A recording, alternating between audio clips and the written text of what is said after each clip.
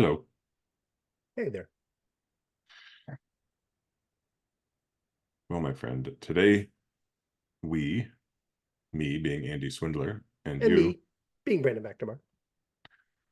are here to talk about a recent um, situation. You just referred to it as a scandal.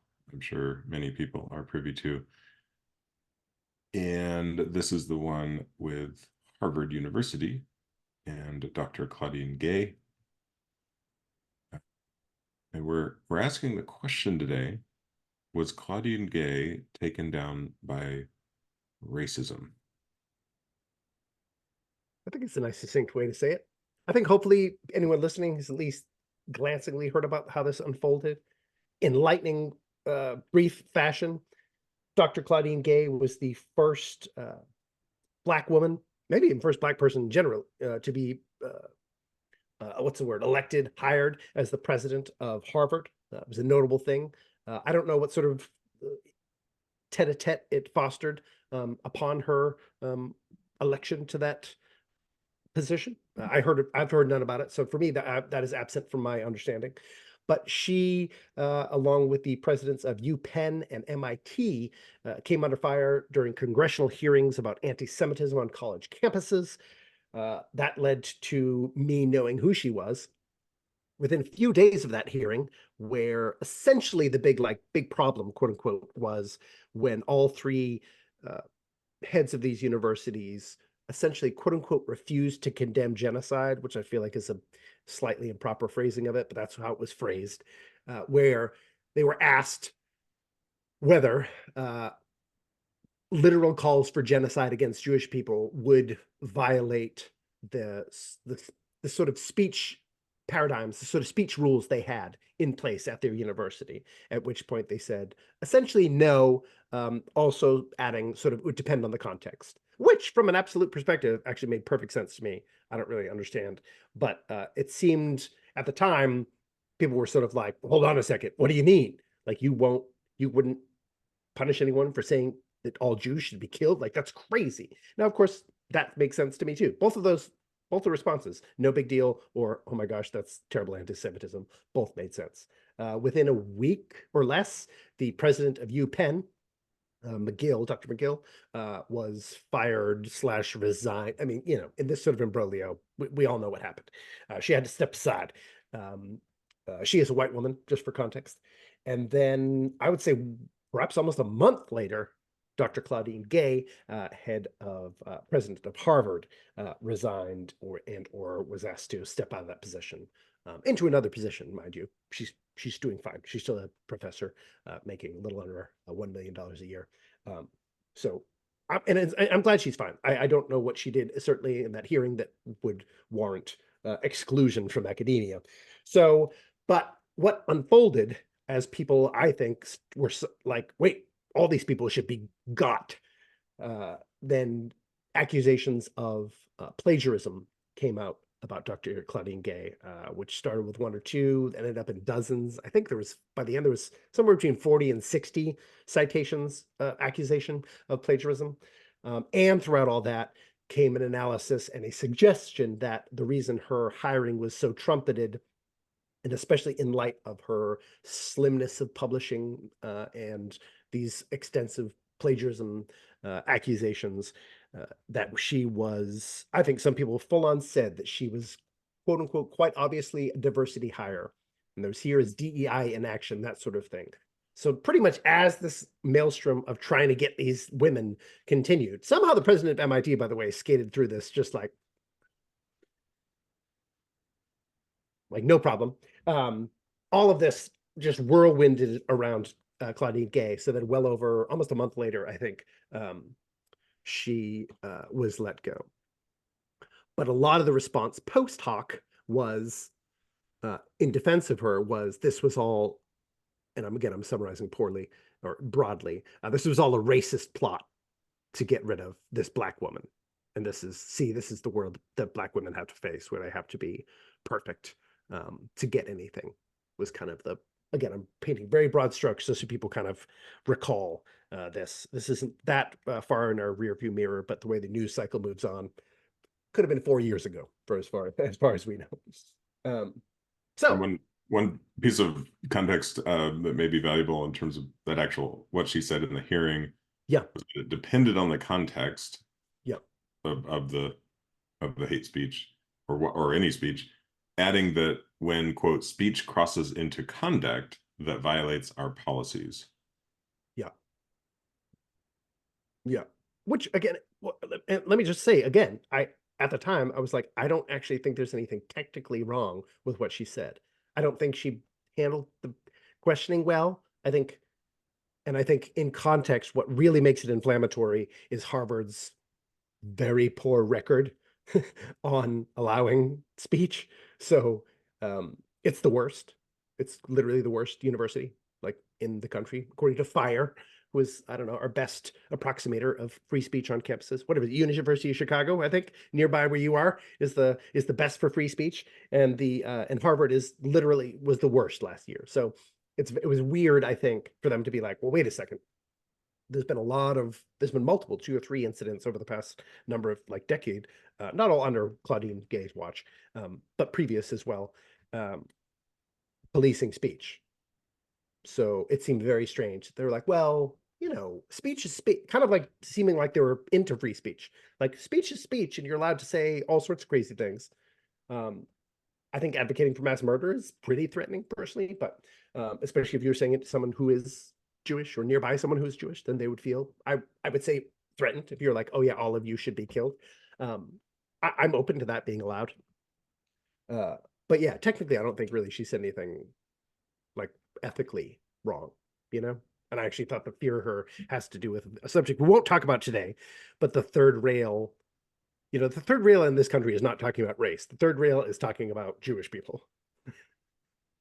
And anti-Semitism seems like, for whatever reason, it is the I wouldn't even call it hate, but like the antagonism that seems like the most effective results wise. Like you can hate on pretty much everybody else actively. Harvard has done it quite openly. Um, but when you talk smack or don't feel like you're protecting Jewish people, people get pretty upset. Probably has a little something to do with the old uh, kerfuffle that was the Holocaust. Um, but nonetheless, that is the circumstance we find ourselves in. Yeah, which is certainly related to America's unwavering, well, at our highest political levels, our unwavering support of Israel and the war Yeah. uh, against Hamas. But I also really want to.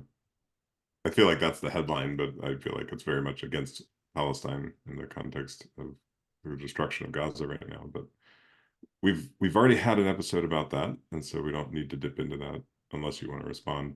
No, not necessarily. No, no. I just think there is that context is enormous here, and I don't know if we'll fully address it, but there are elements of that would relate to what some people would call race, which would color an entire different strain of this conversation. But I think the much of the discussion centered around racism against Black people being like a primary motivation or a primary theme throughout these denigrations or examinations of Dr. Claudine Gay's record. Yeah, However, I found them wildly spurious. But I thought, since again it turned into an assault on DEI, which is something you've been explicitly involved in and a proponent of in various forms, I thought it would be something interesting for us to talk about, as we may have, if not different vantage points, we probably have somewhat similar vantage points in many ways, but um, perhaps within the field of our social networks, uh, literal and figurative, that or literal and virtual, we might be experiencing like very different takes and very different swaths of information dispersal. yeah, and I think it's in what access I have in within the DEI communities. in a healthy way, I think it is actually forcing a lot of DEI folks to reconcile that anti-Semitism isn't necessarily a very active, or I mean, you could say, yeah, of course, you could kind of couch it in, well, of course, we're against all discrimination, but Sure, sure. a lot of the point, we name actually quite often anti-racism as a very specific, Yeah, yeah. and you would think logically anti-racism would fit into like general anti-discrimination or even just a broader concept like love. Yeah, yeah. And yet we need to name things to get more specific, or it can be helpful. And I, Yes. in my experience, in lots of DEI trainings and all kinds of stuff, here in America, yeah, race is incredibly prevalent. Um, Gosh, if I were to rate them, going back around like the wheel, the intersectionality wheel, it's like Yeah, yeah. religion in general is pretty far down. And then anti-Semitism, it flares up, right? I mean, it's just Yeah. when it's kind of in the headlines and we get reports of Jewish people being attacked on the street and whatnot, which of course is horrific, as with any attack. That's when we seem to pay attention. So Yes. I do get that appeal here as well, from the, hey, pay attention to us. Um, and then of course in the greater context of what's happening between Israel and Palestine right now. Yeah, I mean, that makes it all pretty. I think that's honestly what made it very active or whatever. But I was very curious to examine the arguments for how this could have been perceived as racist. And then, Andy, you shared with me an article via LinkedIn. It's not even like it's like a viral article, but I thought it was an article that presented arguments I'd seen in miniature in like the longest. It was just like a long essay by someone who actually got their doctorate, a black man who got his doctorate at Harvard in the 90s, and wrote a piece that I thought like presented the general argument I've been hearing about these attacks potentially theoretically being racist. He laid it out the most comprehensively I'd seen anyone do it, like even in the Atlantic or the New Yorker or what, you know what I mean, whatever. It was a very it was an extended treatise, sort of attempting to draw in both um, journalistic coverage as well as personal experience, anecdotal experience, lived experience. Um, and so, Andy, you shared that with me, and then I do a thing that I occasionally do. I think I've done at least 4 or 5 times, where I think it's a little bit of a blitzkrieg, where I was like, oh man, I like found a first thing that I was like, wait a second, that's not true. And then I did that for, I don't know, I think it got up to between two little threads, somewhere in the 70 comment zone. So eventually it was like, I don't know if we're ever going to get through this. So let's just do an episode about it. Yeah, and total disclosure, as you know, I still haven't actually caught up with every single comment. I have freed myself of the responsibility to read everything you send. Although I wish I could. Maybe I'll get a little AI bot to summarize it for me. There you go. My You're own like, I little am AI your bot. AI bot. I already summarized it for you. Oh, yeah, yeah. This is I need a summary of a summary. Uh, but one of the reasons I wanted to do it was, I don't know if this is obvious. We try to alternate questions. Oh, yeah. Something one of us may know more about, or was really deeply curious about, or even troubled by. Um, and and then part of our journeying together is, well, I mean, the core of it is curiosity and learning together. But then for this one, for me, I just hadn't found myself knowing enough about it really. So, I'm coming here not with sort of a vast array of knowledge or having read 20 articles about this, but still very much in the exploration and the curiosity. So I appreciate, um, and then part of this context that's important is this article that was posted on LinkedIn, putting the racist crusade against Harvard's Dr. Claudine Gay in context, was written by somebody I know, at least an acquaintance, maybe a colleague, heading towards friend, who knows, Al Tillery, somebody I really do respect in the DEI field. And I'm going to be vulnerable here. I realized I liked this before reading it, and that's probably a bad habit. And it expresses a bias I want to admit here, which may be obvious, but when I know somebody, I'm so relational, Yeah. that bias can, I think, sometimes overshadow. I don't know, the rigor of even reading the full piece, or maybe critiquing it in the way you do. So I am grateful for your critique, and I don't know if it's going to be the whole episode. I think we wanted to zoom out a little at the end, but a lot of this episode really is just going to be walking through this article because, as you said, it seems to represent a lot of the arguments. Yeah, And he is not alone in making the arguments he's making, as far as I've seen. Again, as your personal Bren GBT. Yeah, so yeah, Dr. Tillery, man, he's a social scientist, DEI consultant, keynote speaker. I think more, whatever. It has almost 250 likes or over 250 likes, 73 comments. And listen, that's not intensely viral. And I don't say that to discredit the man. I say that because like the piece is super long. And I'm telling you, most people don't read full articles. You know what I mean? Some people get through like a page or two and they're like, okay, come on. I get it. I get it. I'm a nerd. And so I like read the whole thing. And then once I got excited, once you start finding little pieces, threads to pull, you know what I mean? It's almost like it's like ASMR, rational ASMR. You just like love the feeling of pulling the thread out and the sound that as you pull each thread, and you're like, this sweater's falling apart. And so that always gets me very excited because then it's almost like the hunting instinct takes over. And I don't know the man. And I have nothing against him personally at all. And I think there's two cool points out of the way what you were talking about. A, I think it's important. I'm going to say this to myself and to other people. Just because someone likes something, and I know people have gotten in trouble or lost jobs because they liked posts on Twitter or whatever. Just because someone clicks like on something, you don't know what they like about that. They may like that someone said it. They may disagree with it entirely. People on Twitter do this all the time. Like a retweet doesn't equal endorsement, just to let people know. And that's a full on like I'm sharing this on in my field, right? And I'm putting this up on my wall. Literally just clicking like.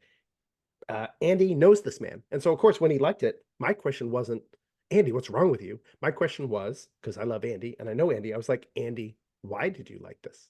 That should be the only question you have.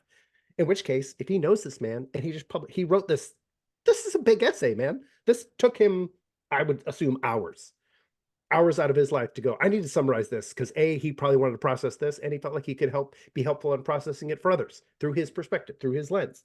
So you can like something just because you have a friend or a colleague and you're like, hey, I'm proud of you for putting fingers to typing. I was going to say pen to paper. You know what I mean? Putting pen to paper and finishing a thing and then publishing it. I know how hard it is to get things out of my notes folder onto the internet or even anywhere else than in a flipping notes folder. So anyway, I just want to say that to everyone out there, whoever gets animated, because you see someone likes something, you don't know why.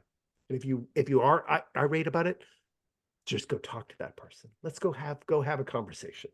And maybe honestly, it might be a darn good reason. Could just be like, hey, that's my brother-in-law. I like everything he puts up because we have a bad relationship. You know what I mean? We have no idea why people like things. Number two, any analysis of his writing. I did a personality test like a month ago or whatever, Jordan Peterson one. You like pay for it and everything, and discovered, not surprisingly, I am extraordinarily low in politeness.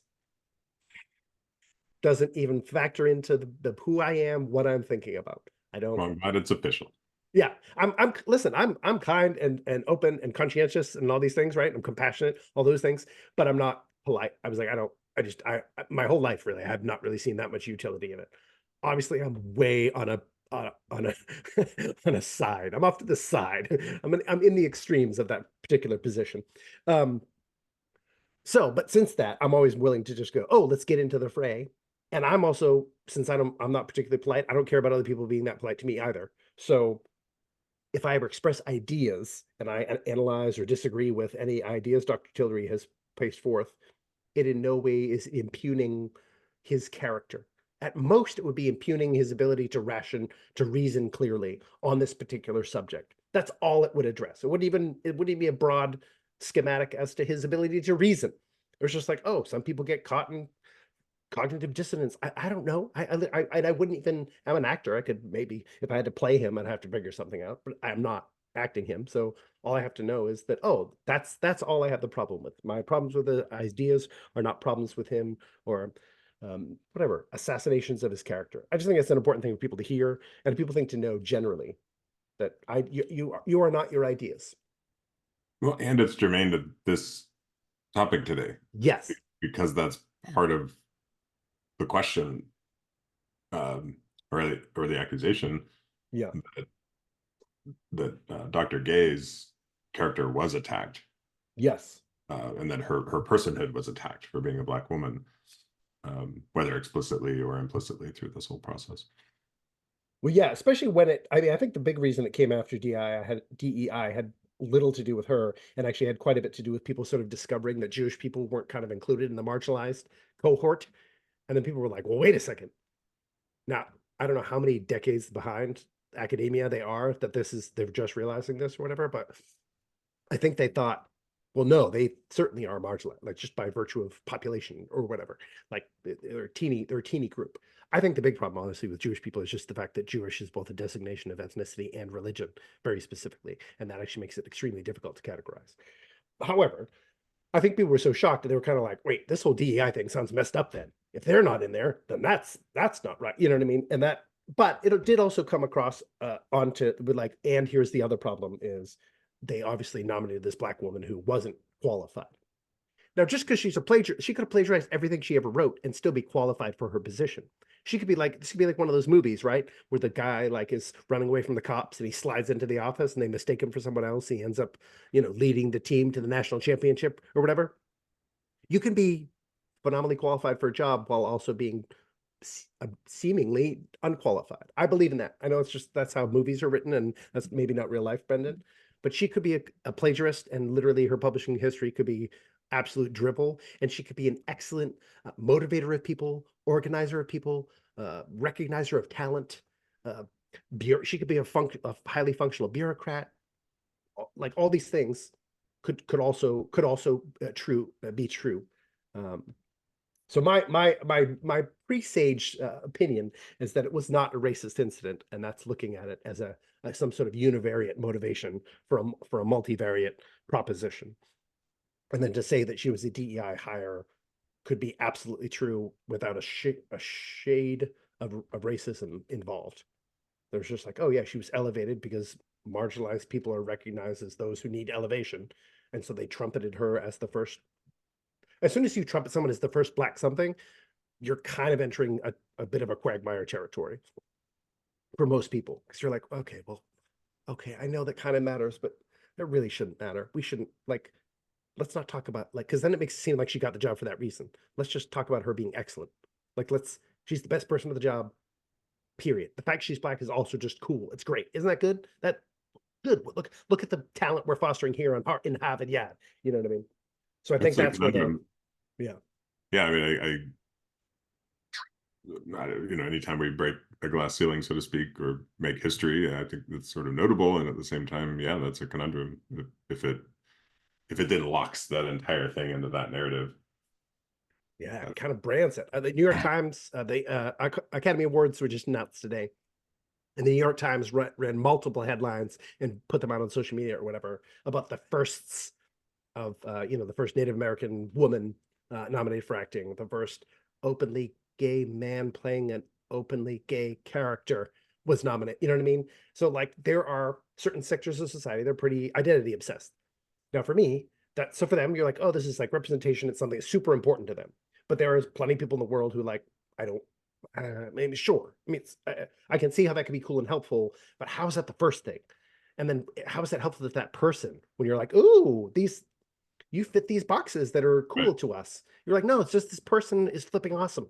This person's awesome. And later you can be like, oh, that's cool. So it's just strange as a verse response. But I think that's a lot of the tension that this article brings out, and I think is brought up by this whole experience or this whole scandal.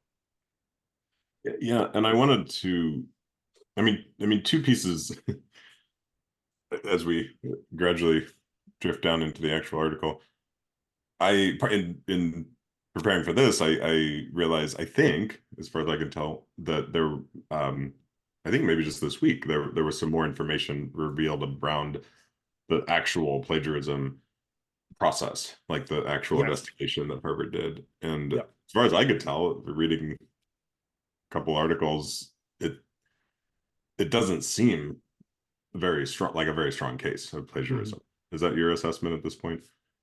Um, I mean, it's nothing I would like worry about, but I don't really worry about academic writing in that sense. I think a lot of academic writing is essentially plagiaristic.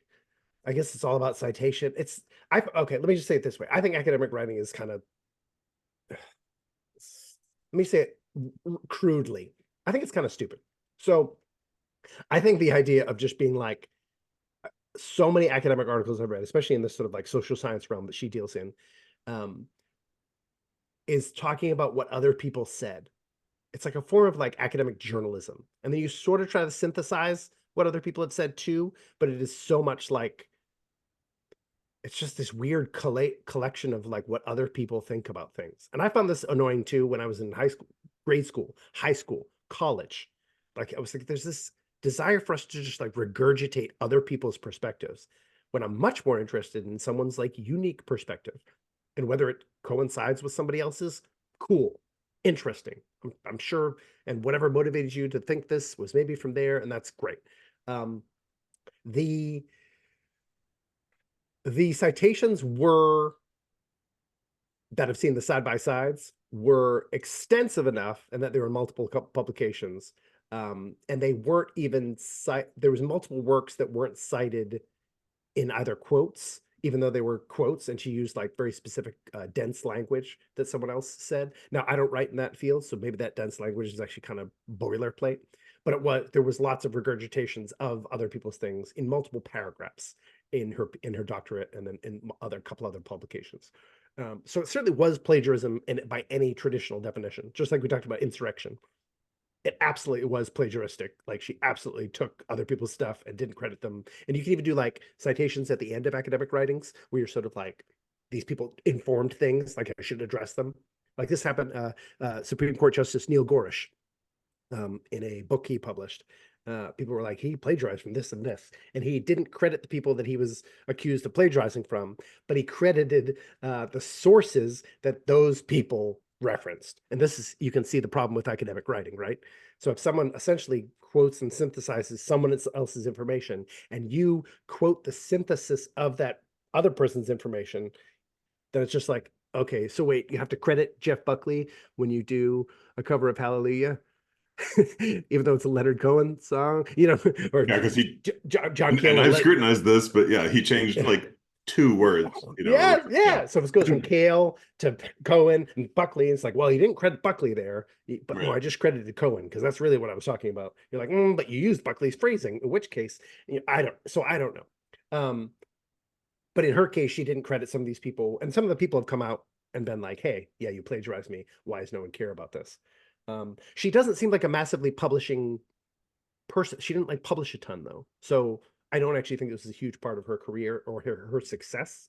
I think it's just a notable thing. She violated the premises of plagiarism, absolutely. And then she certainly violated the premises of plagiarism as is put upon Harvard students. Like if Harvard student had done this and got caught in it, they would have their, they could easily have their doctorate denied or whatever. Um, or have their graduate thesis, they'd have to start over on their graduate thesis, or they have to go into revision in the very least. So I think that's where the major imbroglio happened with it. But maybe that has to do with I just don't care that much about plagiarism. Yeah, I want to address my bias, or even and maybe an assumption generally wading into this zone. Um, I noticed even without it's actually one interesting thing about me not researching like you do ferociously at the beginning of the thing Yeah. is like I have a little space to like sort of check my biases based on sort of just the pieces that are floating through. Yeah, so many pieces too. And Yeah. I did notice my initial bias or reaction was like, oh, this is probably bullshit. Oh, Like, interesting. and Yeah. so I do share a little piece of that, whether it's Yeah. rejecting my dad as a professor, or I wasn't the best student in the world. Like I don't have the most respect for academia as it is, and this it's weird to defend. Yeah, like I don't know. I mean, Al in the article kind of generally speaks a bit to like the general challenges with institutions. Although I know Yeah. you have some different opinions about some of those, but um, anyway, so maybe it's enough to say like neither of us seem direly concerned about like plagiarism in the first place when it comes to academic writing, because it's like, okay, you know. No, and I know, listen, for academics, I understand why you care about it. You make your career on how you synthesize ideas. So if Right. someone takes your synthesis that you find is particularly unique, then that's like, that would set you on fire. But So, what's I can more understand being germane, irritated about it. Yeah. but what's more germane than our random opinions is, to your point, like what are the standards of this institution Yeah. that, you know, and Al addresses that too. Like the times have changed, technology has changed. Hey, Yeah. that's relevant. Yeah. When you first said that, I was like imagining her like on a typewriter. I'm like, okay, it wasn't that long ago, Yeah. but still, Yeah. uh, yeah. So you know, that's probably just maybe that's even a slightly distracting kind of vein to mine at this To point. mind. Yeah. Yeah. Yeah. Just because it's like, okay, neither of us are even particularly immersed or qualified to speak to that. But No, I've seen the side by sides, and some of them are it absolutely happened. Now, were all 60 accurate? I probably not. I've seen dozens that were certainly like, oh yeah, this is for real. In which case, so it happened. There's smoke, there's fire. Again, I don't think it matters that much, but it did happen. So I think, and for a while there's sort of a denial. I just sent you a couple AP articles from like a month apart where they were like, conservatives' new weapon, plagiarism, and then a month later they were like, talking about how the accusations of plagiarism have been founded or whatever. You know what I mean? It was like, okay, so AP is engaged in this sort of like trying to foster a culture war over it. And you know me in general, I think this like people are constantly trying to foster culture wars, and I think they're mostly spurious, and it's not anything we need to be running down. well, and it's interesting in the first paragraph of the article. Um, well, this seems worth like actually quoting because Yeah. uh, you know, Dr. Claudine Glay, the first Black woman to lead Harvard in its 387-year history, resigned in the face of charges that she did not do enough to combat anti-Semitism on campus and that she committed plagiarism in some of her academic writings. So those are the two. And then Yes. in like the next, I don't know, two sentences from there or three, he's kind of setting his own context scenes like so many women, BIPOC, which means Black and Yes. Indigenous and people of color, and LGBTQ executives that I encounter in my consulting work, et cetera, et cetera. I'm saying that because even in that in and of itself, I think illustrates how Jews are left out of the marginalized groups.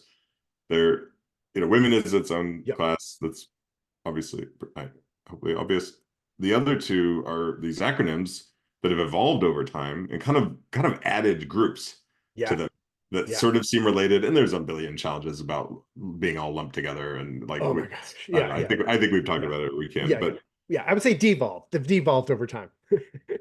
fair Yeah. enough. Well, they've Yeah. certainly just gotten watered down. You know, it's like, oh, let's just like, what's the balance between sort of Yeah. even having a meaningful group of identities anymore to talk about when or versus expanding it so much. Yeah. Um, anyway, whatever you want to say, I don't see Jews represented in any of those in any way, unless it's like a female Jew. I'll give Yeah. Yeah. Yeah. well, Well, Taylor, I should be careful. If it's I'm not talking about intersectional identity. Of course, a Jew could also have some of these other identities, but just yes. they're Yes. not directly mentioned or related to any of these. No, no, they're not really. They would not be naturally included, unless they're just, dark. Some of the Palestinian Jews, Palestinian Israel. Well, as much as Israeli are Jews. I mean, this is why it's a confusing category generally. In which case, you would just leave it out because it's confusing. And well, he sums that whole thing up, and he says, and this is where I was like, hold on a second. This is my first. Hold on a second. He said, in short, Dr. Gay was left all alone to fight off the most vicious attacks against her credentials and personhood. So that to me was fascinating. And I've heard this time and time again. And so this is what started me like sending you 70 something texts was, okay, this is false. He said she was left all alone, right?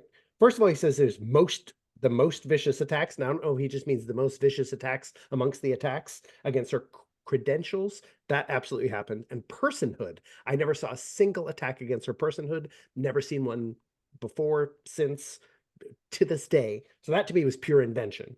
And then he said, she was left all alone. So here's facts that we know, or at least I should say reported facts as we know, facts, quote unquote. Dr. Gay had Harvard lawyers threatening the New York Post about publishing and saying if they published, they could face legal action. She had 500 faculty members write a supporting, like a letter of support for her. And then, uh, so, also the New York Times invented a new term. I tried to find it anywhere. The New York Times when they said, here, it's a headline that said, Harvard finds more instances of, quote, duplicative language in president's work. Duplicative language, as far as I can tell, and I'm a semantic nerd, I went looking, trying to find use of it anywhere.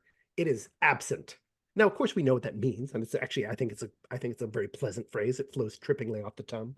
Duplicative language. It sounds nice.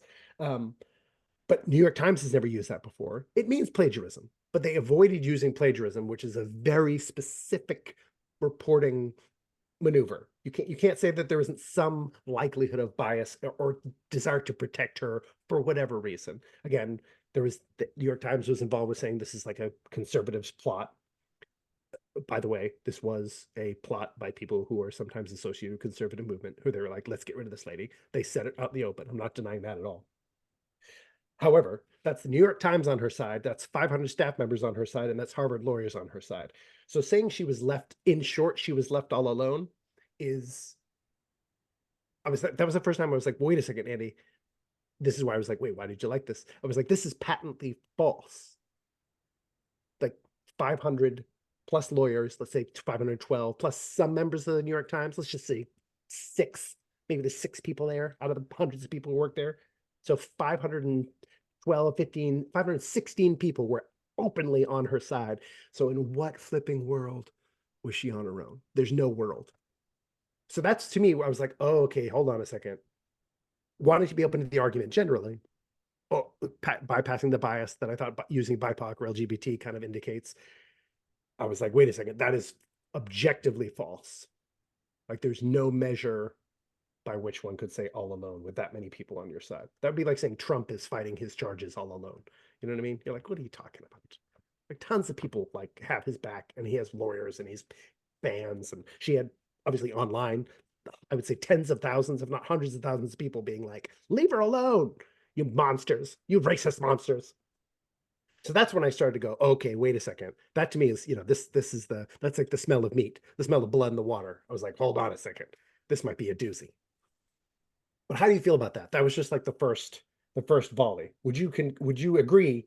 Like, again, that's my question to you too, is always is like, wait, is my reasoning solid here, or am I functioning in my own bias? Like, Yeah, that one seems pretty clear to me. Yeah. I don't even if none of that were true, at the level she's operating, like you clearly have a staff, and so I don't know. Yeah, there's anyway. I don't. Maybe it's a dangerous road to try to guess why Al sort of did certain things. I have no idea. I read him as heated in this. In most a lot of certainly. language. Yeah. And yes. I would say understandably so from my point of view. But anyway, to be simple about it, moving, I'm saying yes, that was a okay. So that makes sense. Okay, this is always helpful to me, because I'm like, okay, good. I don't.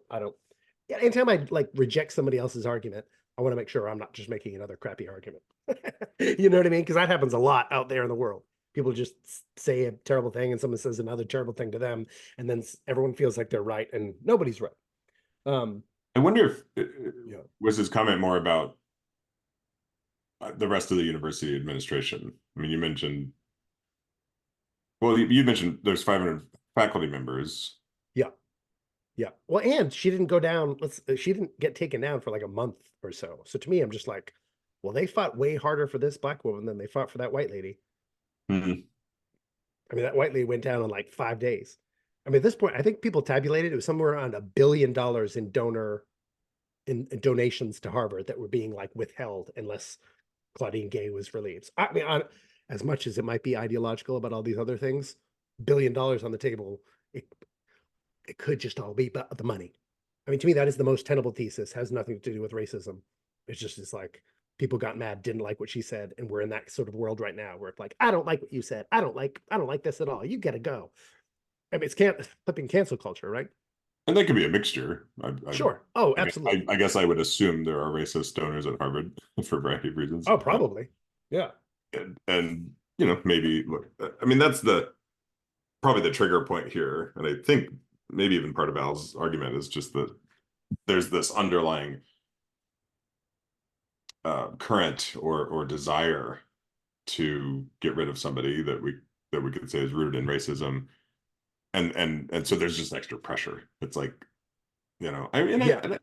not to drift too far off, but I mean, I remember having this conversation when Obama was president, that he had to toe the line and walk a tightrope more than maybe another president in terms of. Maybe, I don't know, but like it's funny, as much blowback as he faced, I didn't to me it pales in comparison to what Trump has faced out in the open in terms of people talking on the street, people talking in newspapers. I was like, I've never seen anything like that, like punky white dude faced. So then I just don't know. I don't know. I mean, I think there are racists who hate Trump and there are racists who hate Obama. Those people absolutely exist. I would never deny that that's impossible. There are no people racist against those men. You know what I mean? I think they absolutely exist and they've revealed themselves. And I condemn it. And it is not allowed on my campus. Well, and it relates to another assumption I carry more broadly, which is this phrase I've heard a number of Black friends uh, utter, that Black people in America work twice as hard for half as much. Yeah, which is fascinating. It's a fascinating claim. It's like the Ginger Rogers thing, right? She used to say, she's like, I did everything Fred Astaire did, only backwards and in high heels. No, she would literally, we can point to video evidence of that, and that she did literally do those dance moves in high heels and backwards because he was leading. But yeah, that's a fascinating but that's a fascinating assessment.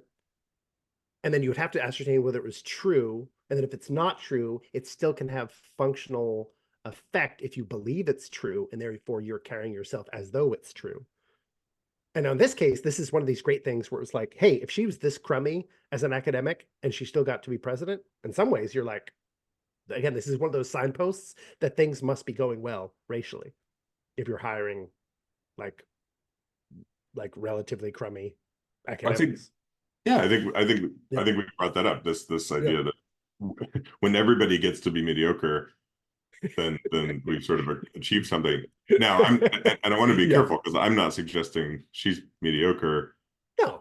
But I also want to tag this because maybe that's a question for another episode. Are Black people in America, or do Black people in America work twice as hard for half as much? Spit it out.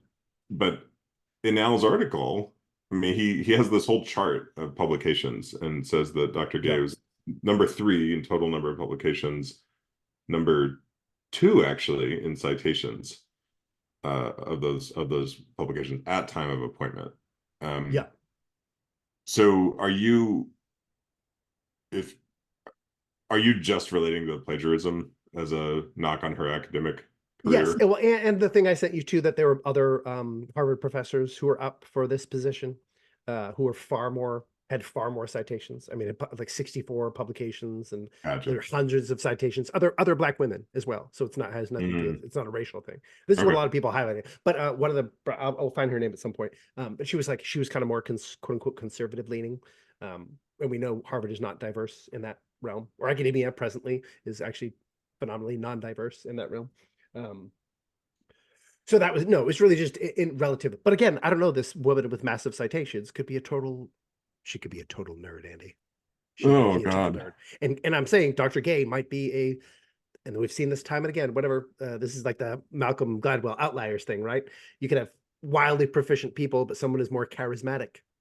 And you know what? The charisma wins, even if they're slightly less qualified. So, I mean, listen, there's a charisma and height and symmetry bias. There's an affirmative action that's gone on throughout human history in those categories that you're just like, I don't think there's anything to be done about those. I mean, you'd literally have to start look at rating people's symmetry and ugliness and lack of charisma, and be like, we got to hire some more charismaless people. So maybe maybe Dr. Gay is actually great at her job. I have no idea. Did she plagiarize as an academic? Yes. Is that relevant to being a Harvard president? I literally have no idea. I don't know. I'm assuming not, honestly. That's my bias. Oh yes, let's move on. Let's keep moving. The next thing I jumped into, you can highlight arguments you like, and I'll just highlight the ones that I was like, wait a second. He was like, Representative Elise Stefanik No, she was the congressperson, who, or the representative, sorry, who was sort of putting the presidents to the grill. She was kind of grilling them about this genocide thing, and she was the one who sort of got them. SNL did an absolutely tone deaf like opening like sketch where somehow she was the bad guy trying to like it was fascinating. Anyway, it was terrible. He says Representative Elise Stefanik, Republican, New York, totally legitimate, um, an election denying supporter of Donald Trump, turned the moment to her baseless hypothetical. A, that's an ad hominem. B, that's a virtue, that's like a tribal signifier to be like an election denying supporter of Donald Trump. Now, would someone say that about okay, Stacey Abrams? She was an elected, she denied her election, right? She denied that the when she lost. Would someone say, oh, she's an election denying supporter of Joe Biden? And be like, oh yeah. Who would you say that to in any good faith fashion? Nobody. Like if you wrote that about Stacey Abrams, you would be trying to signify to like anti-democrat people that that means she's really not worth it. Now, am I assuming intent here? Yes, I am. But I have a hard time as a reader to assume that's anything other than an attempt to like impugn her. It's to me, it's a subtle version of an ad hominem, but that's a rational. That's a rational. That's a logical fallacy. And then he said, turn the moment to her baseless hypothetical. Her hypothetical wasn't baseless.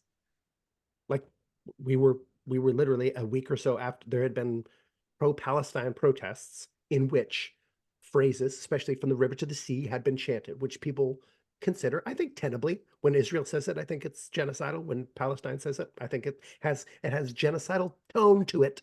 So genocidally toned language was being chanted on these college campuses. So it's not that far fetched to then go, well, if it got more specific, what if they just said it instead of like hinting at it? What if they said it plainly? Would that be worth condemnation? So, to me, that's another one where I was like, this is just completely not true. There's no way to say logically that it was baseless, a baseless hypothetical. But on the ad hominem, do you think that's an ad hominem or am I stretching it? Yeah, I guess I would call it a low blow. Just it seemed distracting, even though I didn't have the full context for what that representative said. Um, Yeah. yeah, I don't know that it's additive to the argument. It is additive to his perspective and his bias, I guess. Yeah. Yeah. Unless he said it and he doesn't assume that anyone would assume anything negative about that. Like you don't, if you're an election denying Trump supporter, there's no reason to de facto assume that's a bad thing. But I think he means it as a bad thing, personally. But Oh, then there is absolutely. Oh, that's unquestionably, he means it as a bad thing. okay. Well, yeah, in that case, to me, I was like, then he's trying to get people who are in his tribe to be like, hmm, disqualify her on this Yes, account. You know yes, what I I mean? think Which that is is like, yeah. plain. So that's a low blow. That's like it's an academics version of a low blow, I guess. Yep, yep. But yeah, but and then it wasn't baseless. It wasn't a baseless hypothetical. It was like it was a I mean, you could call it like a conjecture on a basis, but it had a basis.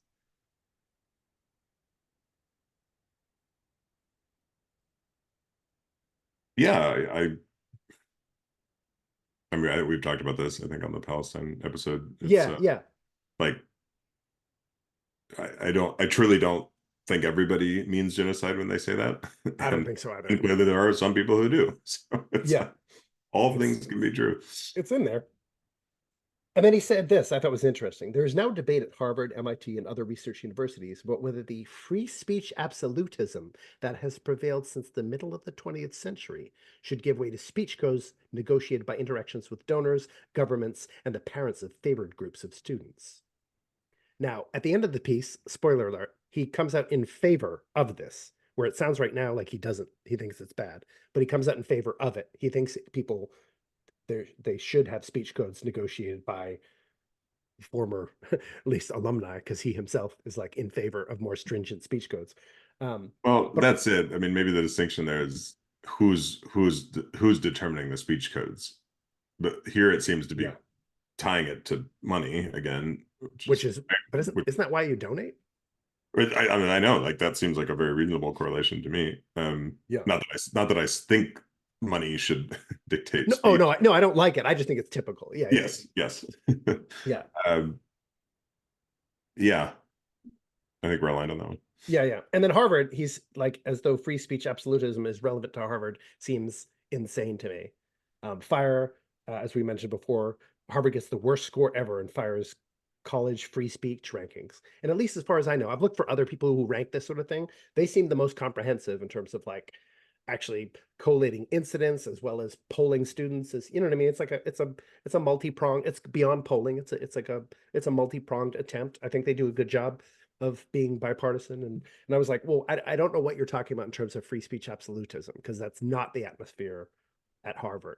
Now, maybe he went there in the 90s. He may be speaking towards lived experience as opposed to something more resembling current objective reality. But I just found that super strange, because Harvard is not known for free speech absolutism at all. There's been kerfuffles there about sort of opposition to sort of DEI like vernacular or intersectional thought, and there's been things related to pronoun use or whatever. So it was like there's Do you think it's that not. was true in his day in the 90s?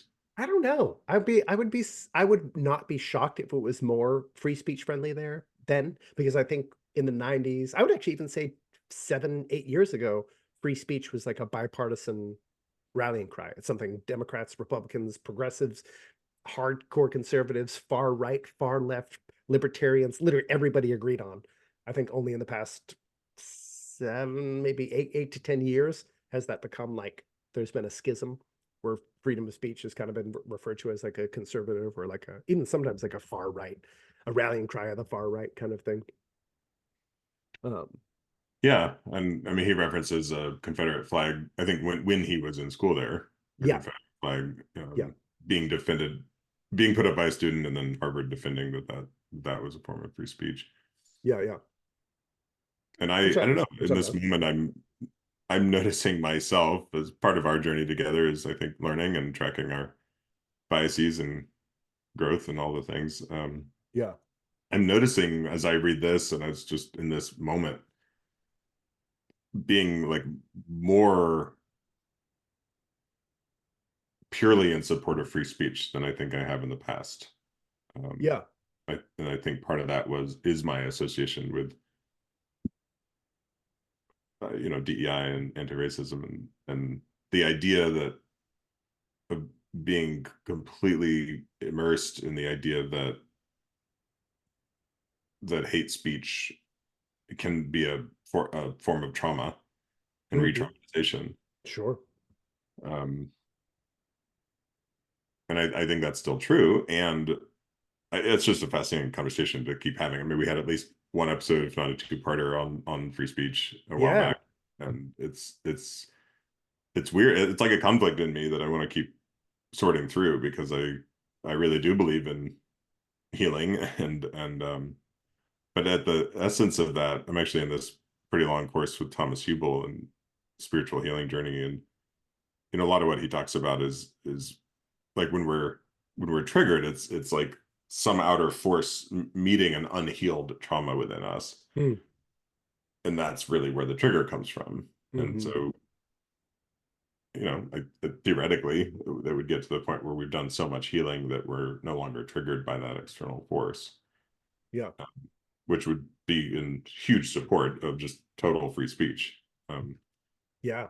Well, and it's you can actually it's nice to look at it that way, because then you can look at hateful speech as like a very helpful, even the worst speech is a very helpful thing. Anything that I mean, think about like how mad you are at the doctor who tells you have cancer. I mean, that sucks, right? But it's super helpful. So when someone triggers something in you, like that's I think it helps you get to a place of gratitude when you receive hateful speech. It's helped me over the past couple of years receiving quite a bit of direct hateful speech. Um, to know this, well, this is helpful. Like the parts of it that bother me doesn't mean it's true, doesn't mean it's just like I'm struggling with my like past like poignant rejections, repeating themselves, and then therefore am I worthy of those rejections? And so like whatever, we all spiral into those things. I want to say I just advocate adamantly for people to purify their speech. Let everything you speak be edifying, even if it's destructive, that it should be ultimately edifying. Like I condemn hate speech, and at the same time, I just I don't want to ever hand anyone the reins or the weaponry to start being the people who decide what's hate speech and what isn't. Because no matter who is in charge, you're not going to be in charge forever. So you might think it's a great idea now, but give it 4 years, give it 8 years, and then all of a sudden everything you say is going to be hateful. And then next, you know what I mean? I was like and it's not even just like, oh, a slippery slope that might happen. We've seen it happen time and again. We're watching it happen around the world right now. Like it's in the funk. It's properly happening, and I just don't want it to happen around me or anyone I know.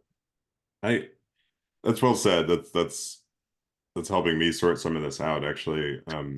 And yeah, similarly, I at a personal and interpersonal level stand against hate speech and basically harm. I mean, I think harm reduction is something we both generally agree on very Yes. consistently. It's, you know, triggering trauma, it can be a kind of harm. Um, and I don't know, the whole Confederate flag thing is interesting because it's not speech, like vocal speech, and so Yeah. in the that almost feels different. Like interpersonal speech feels um somehow like managed or controlled in a way that just hanging a banner that has actually been discredited as a sort of cultural heritage emblem, and more of like a PR thing that came out later. Um, but the idea that when we think about belonging, you show up on a campus where you're already a minority, God knows what you've gone through to get there. So, to sort of face emblems that seem to speak against your nature or your heritage or whatever, Yeah. that feels even more alarming than even just direct speech. Direct speech is tantamount to, I don't know, a fist fight in the yard or something. Yeah. Yeah. Well, the emblems are interesting too, because right, if you ban anything that makes people feel excluded or discomfited, or you're like, oh, that person has enmity against me, then you ban a Confederate flag, and then 15 years later, you're banning Black Lives Matter banners, or you're banning pride flags because those are exclusionary of people who aren't represented in any of those colors. Anything that represents inclusion and exclusion in and of itself. Like, I don't want any of those. Let all those people. And again, I think the Confederate flag is prettier. I just think graphically, I think it's a better graphic design. I wish we could have. I wish it didn't have its sordid history because I like it. I just like it Well, better. and I I think I it's grew much up with. cooler. I imagine we both grew up with the Dukes of Hazzard and the General Lee and all of Yeah, the. I'm still. Well, I grew up in like I told you, I grew up in the '90s where like the Confederate flag was like a more of a black thing than anybody else. People like redid it in the red, black, and green, and the like wore black people wore those. They were like Carl Kanai cross colors. I can't remember the cut. It was like New South, I think.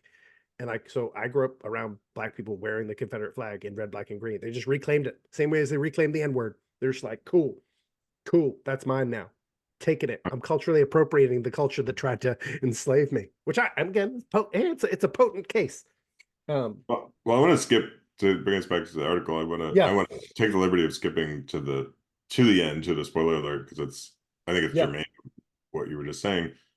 And this part I found a little surprising, if not alarming.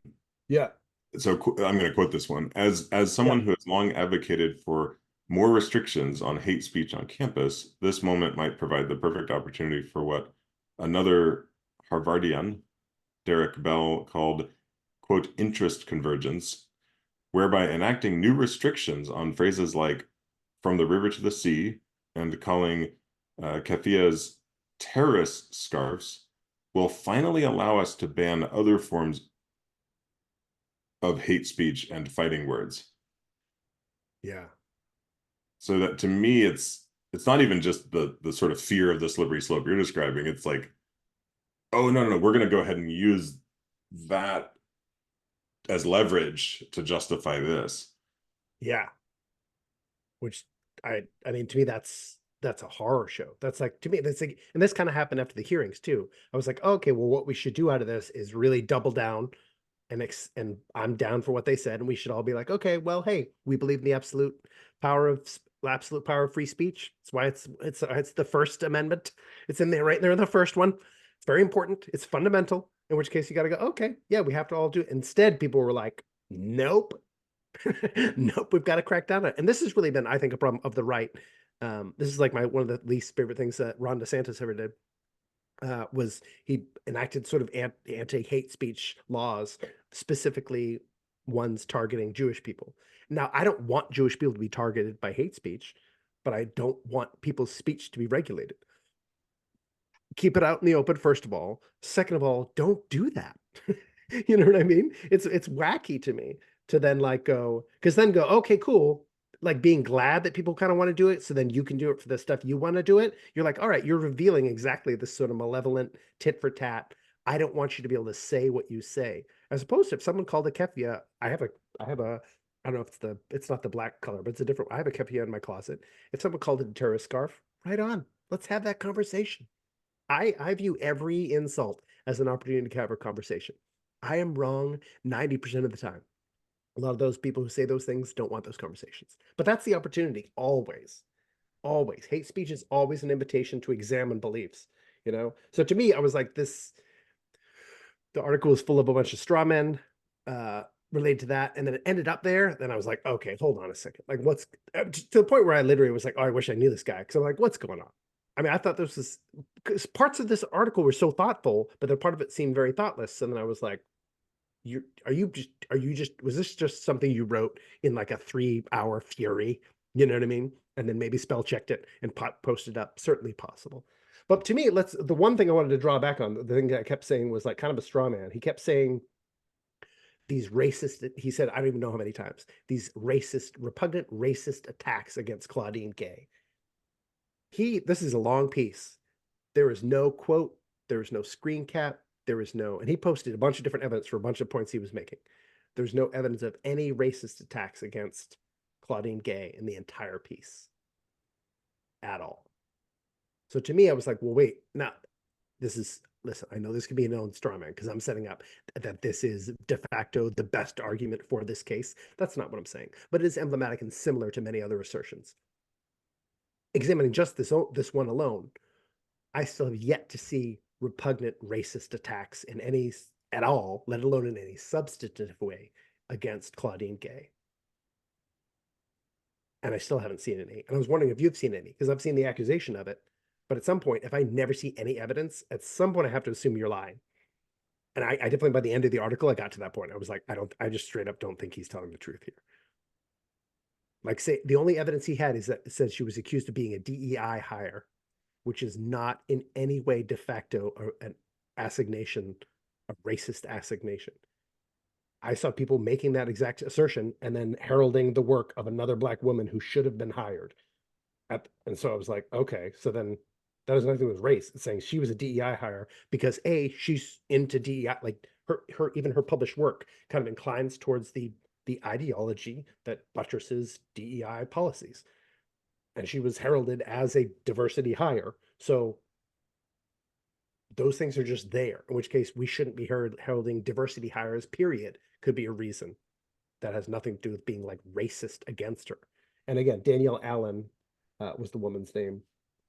She was a university professor who was also, she's a poli-sci professor at Harvard, up for the same gig, and was much ballyhooed as an excellent scholar who could have, she has 50 scholarly articles to Gay's 11. But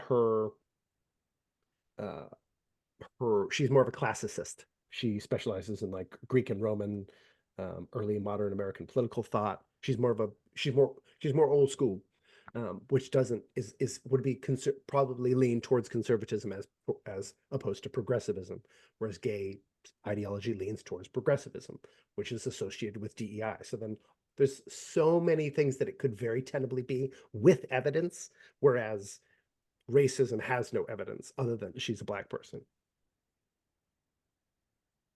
So then that's my big question. I was like, did you feel like in the article, or have you ever seen anywhere any evidence of racist attacks? I haven't, and I admitted in the beginning how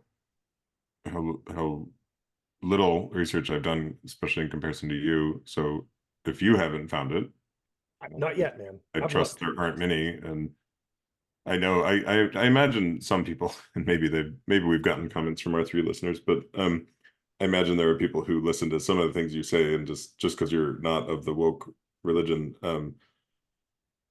might accuse you of being racist and other things. You Oh, I've been called it multiple times. I think it's hilarious. but you've read more Baldwin than I have, and et cetera, et cetera. So um, so anyway, that's some credentializing of you just to say you're a damn good researcher. You're at least quite thorough, and you have your biases, but when it comes to Oh, for research, sure. I think you're actually really ferreting out all as much as you can. So yeah, I don't know. I haven't seen it. I think it's common. I am of a state of mind still, although it's wavering a bit, to just chalk it up to what I know you don't really like, systemic racism as just a general like blanket. So I Yes. think that's what's in play here. It's just systemic racism is real. It was what this country was founded on. It's the sort of governing ideology of Right. So then everything. all attacks on anybody for anything are therefore racist. Meaning if like a white guy gives you like a shake at McDonald's and it's the wrong flavor and you're like super pissed about it and you throw it in his face because you're like, I wanted a Shamrock Shake. It's only here for a month. I want it now. Then that is as racist as these attacks on Claudine Gay. Because everything, if our entire society is systemically racist, then everything has to be racist, including, of course, the invention of the idea that things are systemically racist, which means the ideology of systemic racism is in itself systemically racist, right? Because it has to be all inclusive, right? It has to be everything. So in which case, then the problem with that ideology renders all accusations of racism null and void, really, because everything's racist. So then, if you're going to call something racist, it actually has to be it has to go above the line of systemic racism. I'm just saying, according to that ideology, which I don't ascribe to, but I was like, if so, if all things are innately racist because of aspects of foundation of this nation, which was I think it was secondarily racist, honestly. I think it was just pure, I think it was capitalist, really, more than anything. And they eventually stuck some racist stuff on top of it to justify their continued capitalism. Yeah. But that's my point of view. But No, in I that actually agree with case, that. Yeah, you that know, was the reason to invent race, really, as a yeah, they were like, oh, let's make this count. Let's make it work it out. Yeah, before it's really more caste, I think more caste based and circumstance based. And at some point you're like, oh, if we can tie it to color, then we can, I mean, we might be able to crank this up a bit. But yeah, an that's my easier way point. to sort people It visually. is, and it is, it really is. It's industrializing. It's industrializing discrimination. Way to go, human beings. But yeah, but that's so then like on that premise, like there's just no support for there's no support for the argument really that these specific attacks were racist, that the attacks against Claudine Gay were racist, because then it makes the thing of like this is the I don't know this is a very like this is a right bias assertion, but then it means you can't criticize black people for anything without somebody calling it racist, which to me seems pretty racist because then it's like, wait, black people aren't perfect, they're just like all the rest of us, right? With all sorts of cohort problems here and benefits here, just like every cohort does. And they're, I mean, this is something I struggled with because I was kind of woke at 12, 13, and I used to say out loud, I've said it in my life dozens of times. I'm racist against white people. I've said those words plenty of times. Um, I'd like to think I outgrew it or evolved, but who knows? All progress is not positive. It could be a maladaptation. But once I actually had enough black people in my life that I loved, I just stopped saying that because it was like, oh, there's a weird like veneration or idealization or a I don't know, it's a beautification. Like it's a false idea of like this sort of like perfect this some like perfect species, this perfect race. The better that basically I had black supremacist ideology. And then you just know and love people who are black, and then you're just like, oh yeah, you're janked up, you're as messed up as the rest of us. We're all just damaged in actually very similar ways most of the time. It really just varies by degrees or by notation or you know what I mean. Um, but yeah, that's ultimately is where this entire argument that he presented or has been presented elsewhere, it puts us in a place where it's just starting to hurt the word racism where it doesn't mean anything anymore, and then B, I just can't. This is the problem, Andy. I can't rationally make it It doesn't. I can't make it balance. Like I go, okay, maybe, and then but it always ends up falling out of my hands.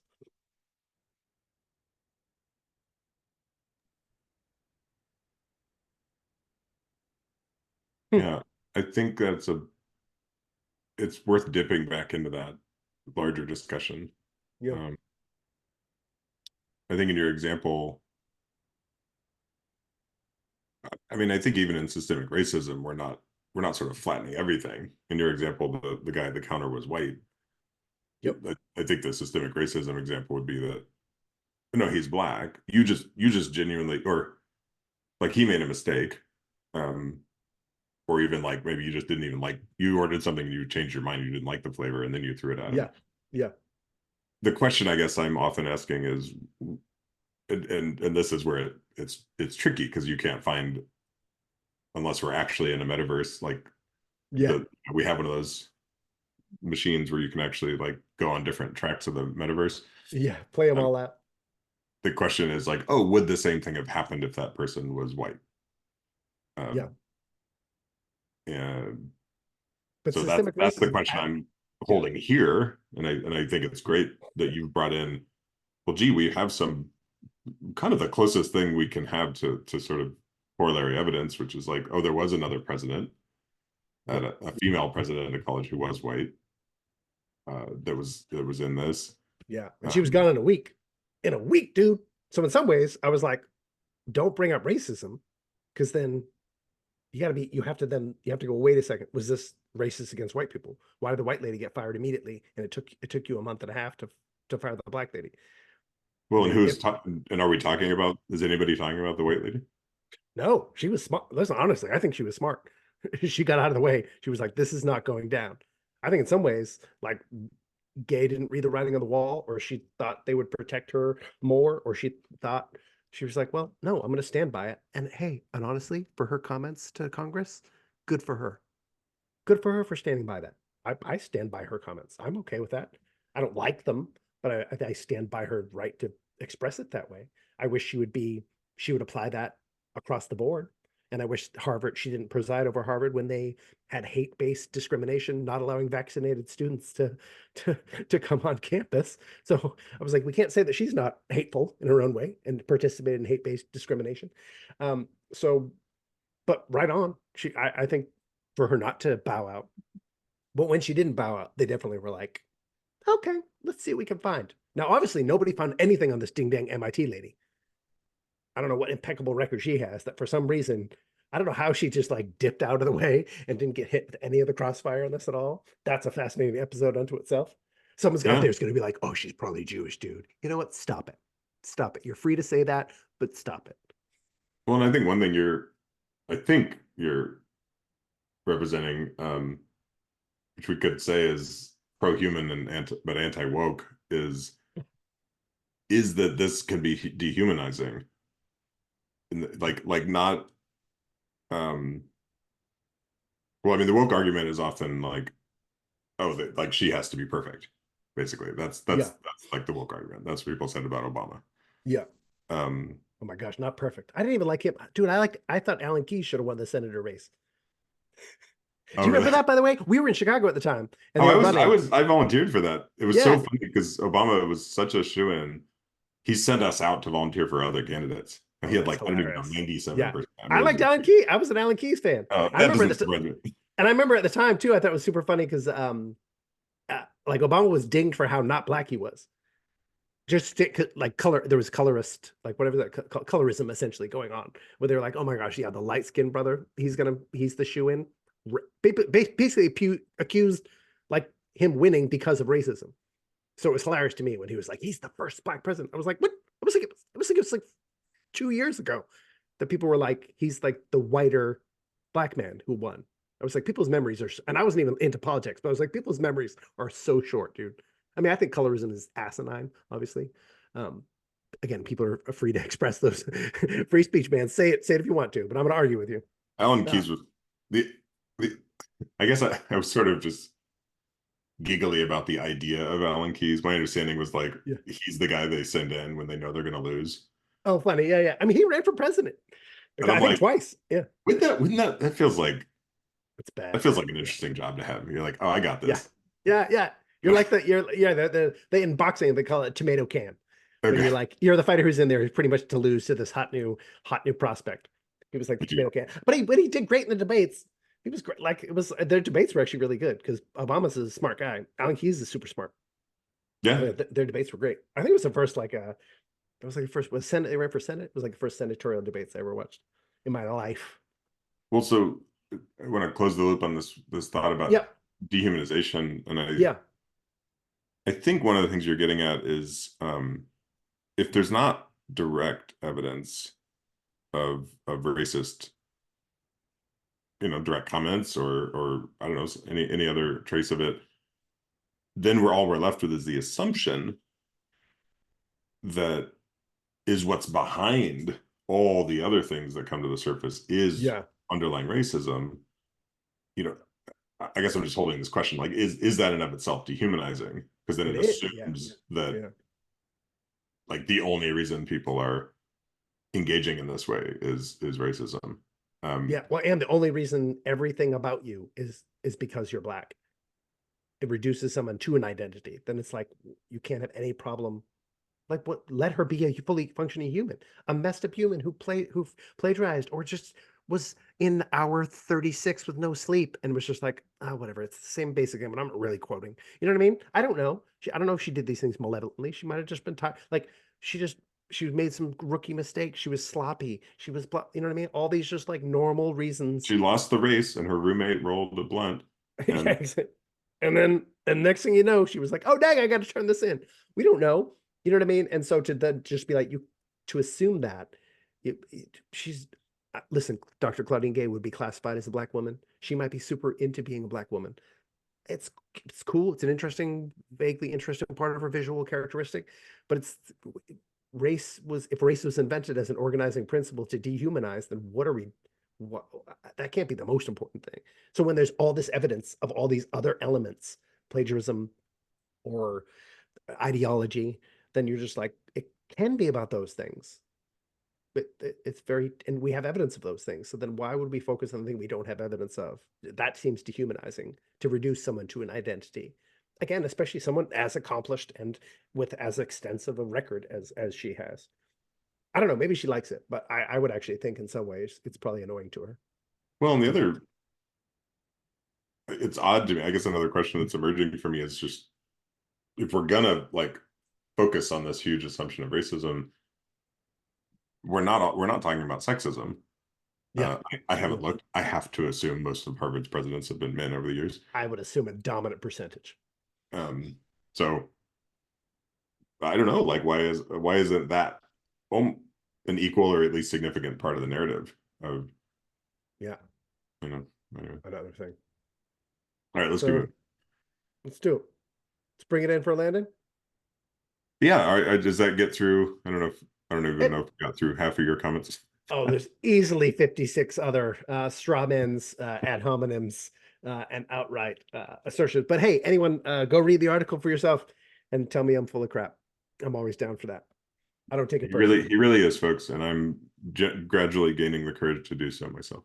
Yeah, it's pretty fun. Thank you Andy, for this opportunity to dive into this subject more deeply. yeah, And thanks for helping me figure it out. so, we always like to loop back and answer the question.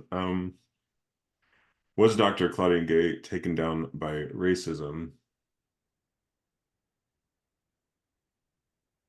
I'm offering a qualified yes because my understanding is that she resigned, and I know there's I don't know whatever probably political maneuvering there and whatnot. Yeah, Um, but I do believe that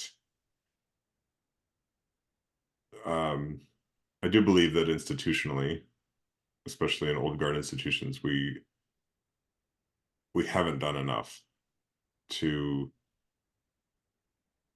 to actually look at squarely and address racism at an institutional level. And so my qualification is that I don't think she was taken down. Like it's not like that there's evidence that that was the clear thing that was showing up. But I do personally believe the reason this is a hotter topic and was more inflamed is related to her race. And I think the heat probably got to be such that she protected herself. Um, and I think that protection is rooted in a history of racism. And that's why I also bring up sexism, because I feel like if that theory is true, it's just totally a theory, then it would almost be equally rooted in her, in that we also don't elevate and we also haven't addressed enough, I think, of historic sexism. Oh, interesting. Well, like the thing you related talked about harm, then in some ways she would view both of those things as traumas. Being black and being a woman in and of itself would be her trauma if she finds those things triggering, right? Because if she was completely clear on them, those things would have no effect upon her. She'd be like me. She'd be like lone politeness. Yes. So that's Yeah. my Yeah. Yeah. theory, and it's like something to be careful about, because assuming Yeah. people have trauma related to their visual identities, Yeah. in some ways is I don't know, in some ways is reasonable, but in other ways is is probably dangerous to ever assume. Right. I Um, know it's hard. We're human beings, right? I mean, every time you assume, you make an ass out of you and me. And since there's no evidence, I can't, as a rational nerd, I was like, I have to say no. Innocent until proven guilty. But I wish her all the best in her $1 million a year professorship. So big ups, as do I. Dr. Gay. All right. Love Big you.